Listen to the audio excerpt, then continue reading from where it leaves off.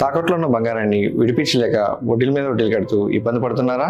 అయితే ఇప్పుడే సంప్రదించండి శివ గోల్డ్ కంపెనీ. మీ నమ్మకానికి మా హామీ Shiva gold company. Lithium ion బ్యాటరీలను సరిగ్గా రీసైక్లింగ్ చేయకపోతే భారీ ముప్పు తప్పదని ఐఐటి మద్రాస్ కెమిస్ట్రీ విభాగం హెచ్చరించింది. 2030 నాటికి సుమారు 11 మిలియన్ మెట్రిక్ టన్ల బ్యాటరీ వ్యర్థాలు భూమిపై పేరుకుపోయే ప్రమాదం ఉందని తెలిపింది.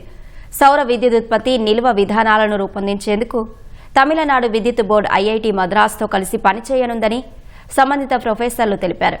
ఎలక్ట్రిక్ వాహనాల్లో విరివిగా వాడుతున్న లిథియం అయాన్, సోడియం బ్యాటరీలను రీసైక్లింగ్ చేసేందుకు విస్తృతంగా ప్రయోగాలు చేస్తున్నామని వివరించారు.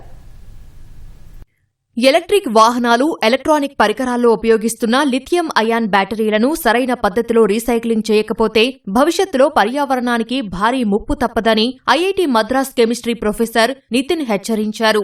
రాబోయే కొద్ది సంవత్సరాల్లో వాడేసిన లిథియం అయాన్ బ్యాటరీలు టన్నులు కొద్దీ వ్యర్థాలుగా మారి పర్యావరణానికి హాని కలిగిస్తాయని ఆయన ఆందోళన వ్యక్తం చేశారు. తాజా అంచనాలు, అధ్యయనాల ప్రకారం 2030 నాటికి ప్రపంచవ్యాప్తంగా 1.1 కోట్ల మెట్రిక్ టన్నుల లిథియం బ్యాటరీ వ్యర్థాలు, 80 లక్షల మెట్రిక్ టన్నుల సోలార్ ప్యానెల్ వ్యర్థాలు పేరుకుపోయే అవకాశముంది.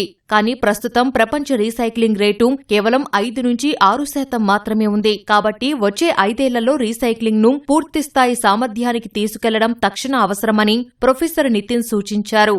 తమిళనాడు విద్యుత్ బోర్డు సౌర విద్యుత్ ఉత్పత్తి, విద్యుత్ నిల్వ విధాన రూపకల్పన కోసం ఐఐటి మద్రాస్తో జతకట్టింది. ఇందులో భాగంగా తమిళనాడు విద్యుత్ శాఖ మంత్రి నిర్మల్ కుమార్ ఐఐటి మద్రాసులోని బ్యాటరీ శక్తి నిల్వ, రీసైక్లింగ్ వ్యవస్థలను క్షేత్రస్థాయిలో పరిశీలించారు. ఈ సందర్భంగా ప్రొఫెసర్ నితిన్ మురళీధరన్ ఈటీవీ భారత్ కు కీలక వివరాలు వెల్లడించారు. వాడేసిన లిథియం అయాన్ బ్యాటరీలను పల్లికరణై వంటి ల్యాండ్ ఫిల్లలలో పారబోస్తే పర్యావరణ విపత్తు తప్పదని ఆయన హెచ్చరించారు. లిథియం అయాన్ బ్యాటరీలను రీసైక్లింగ్ చేస్తే లిథియం, కోబాల్ట్, నికెల్, రాగి వంటి అత్యంత విలువైన లోహాలను తిరిగి పొందవచ్చు. రీసైక్లింగ్ ప్రక్రియలో లభించే నల్లటి పొడిని బ్లాక్ మాస్ అని పిలుస్తారు. దీనిని తిరిగి కొత్త బ్యాటరీల తయారీకి లేదా ఇతర పరిశ్రమల్లో ముడిసరుకుగా ఉపయోగించవచ్చు. ప్రస్తుతం విద్యుత్ బ్యాటరీల కోసం భారత్ 100% విదేశీ దిగుమతులపైనే ఆధారపడుతోంది. కోబాల్ట్ ప్రపంచవ్యాప్తంగా ఒక్క డెమోక్రటిక్ రిపబ్లిక్ ఆఫ్ కాంగోలోనే ఎక్కువగా లభిస్తుంది. బ్యాటరీల రీసైక్లింగ్ ద్వారా కోబాల్ట్ వంటి అరుదైన లోహాలను దిగుమతి చేసుకునే అవసరం